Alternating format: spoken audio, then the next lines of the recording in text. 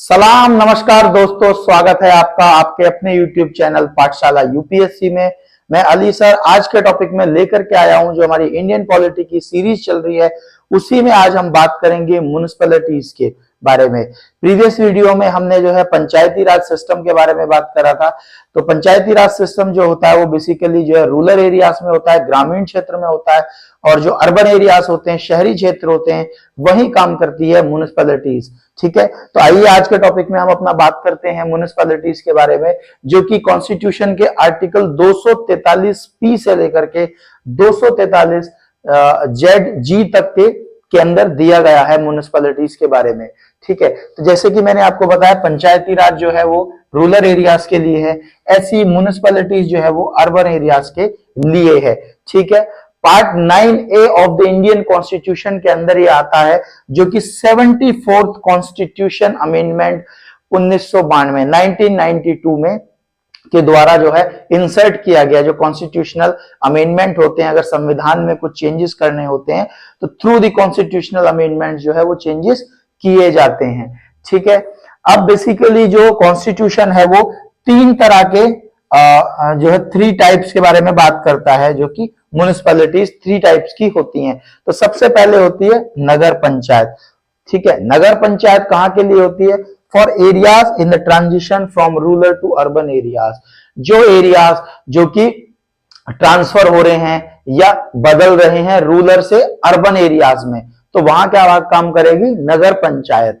ठीक है, सेकंड आपका हो गया म्युनिसिपल काउंसिल। ठीक है, स्मॉलर अर्बन एरियाज, जो कि अर्बन एरियाज हैं, शहरी क्षेत्र हैं लेकिन वो छोटे हैं, तो वहां पे बात काम करती है म्युनिसिपल काउंसिल। और थर्ड हो गई आपकी म्युनिसिपल कॉर्पोरेशन, बिगर अर्बन एरियाज, जो बड़े शहर होते हैं। ठीक है, तो वहां पे क्या करती है? म्युनिसिपल कॉर्पोरेशन वहां पे काम करती है। ठीक है, अब एक चीज और मैं आपको बता दूं, देखिए पॉपुलेशन, अगर पॉपुलेशन 3 लाख या उससे ऊपर है किसी शहर की, तो वहां पे फिर वार्ड कमेटीज बना देते हैं, और अगर नहीं है तो पॉपुलेशन कम है तो वार्ड कमेटीज नहीं बनेंगी। ठीक है, अगर सीट्स की हम बात करते हैं तो सीट्स रिजर्व होती हैं एससी और एसटी के लिए, यहाँ पे जो इलेक्शन लड़ते हैं, जो मेंबर्स बन करके आते हैं। ठीक है, और अगर रिजर्वेशन की हम बात करेंगे तो 1/3 सीट जो है वो वुमेन्स के लिए रिजर्व होती हैं। ठीक है, रिजर्व। ठीक है, अब फाइनेंशियल पोजीशन के बारे में बात कर लेते हैं। Financial position must be reviewed by the state finance commission.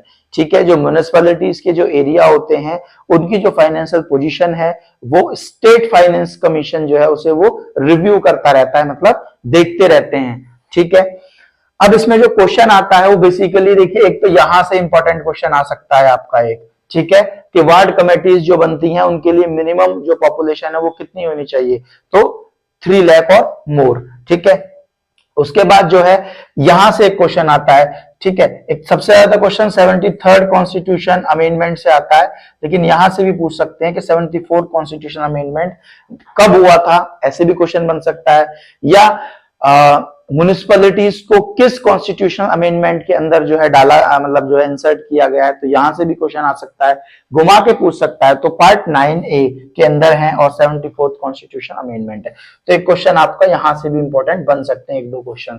ठीक है, और एक आपका जो है यहां से ये जो 2 आर्टिकल्स है ना, ठीक है, मैंने जो आर्टिकल्स इसलिए इसके पॉइंट टू पॉइंट एक्सप्लेन नहीं किए, क्योंकि जहां से जो क्वेश्चन आता है इंपॉर्टेंट वही चीज मैं आपको बताता हूं। तो article 243 ZD district planning committees के अंदर आती है। ठीक है, यहां से क्वेश्चन आ सकता है। और आपका एक हो गया आर्टिकल 243 ZE, तो मेट्रोपॉलिटन प्लानिंग कमेटी, एक क्वेश्चन आपका यहां से आ सकता है। तो इस छोटे से टॉपिक के अंदर आपके जो है कम से कम 3 से 4 क्वेश्चन जो है वो पूछे जा सकते हैं, या 2 क्वेश्चन भी पूछे जाएं। तो ये 4-5 चीजें जो क्वेश्चंस हैं, जगहें मैंने आपको बता दी हैं, यहां से आपको जो है क्वेश्चंस आ सकते हैं। तो वीडियो देखने के लिए बहुत बहुत धन्यवाद। अगर आपको कोई डाउट हो तो आप कमेंट सेक्शन में आके मुझसे पूछिए, मैं आपको जरूर रिप्लाई करूंगा।